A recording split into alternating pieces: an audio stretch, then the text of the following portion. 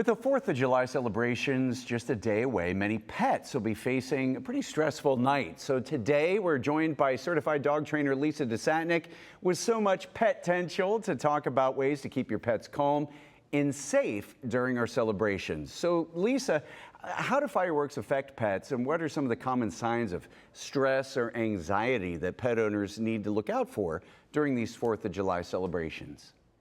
Pete, I am so glad that you asked. This is a really difficult holiday for our pets. Probably for many, our dog's worst nightmare. Think about it. Those fireworks are loud, they're booming, they're erratic, they're fast-paced. They can shake your house. So watch for signs of stress in your dog that can be like your dog is panting really heavy, change in breathing. Your dog may start barking, may start moving erratically, trying to find a means of escape or a means to hide and get away from it. So really watch for these signs because your dog is in trouble and really needs some help. What are some effective ways to prepare our pets for the fireworks, especially if they have a history of anxiety or fear of loud noises?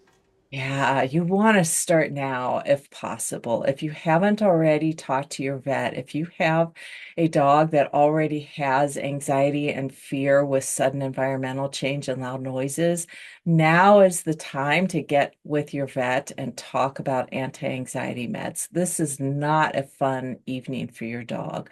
Whatever you can do to help is really important.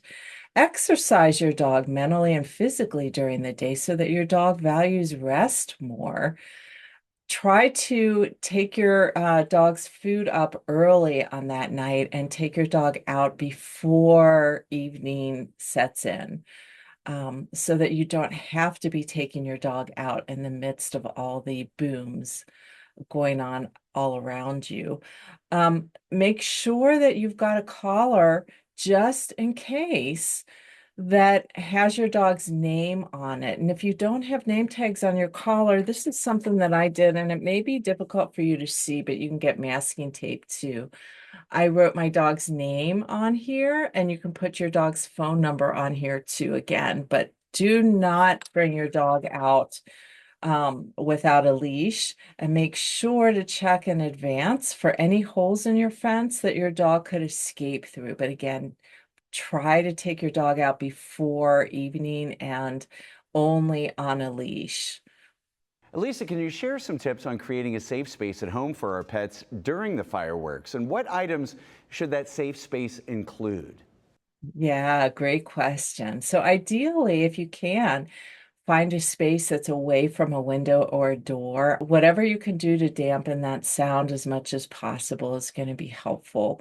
But you've also got to make sure it's a place that your dog is going to be comfortable.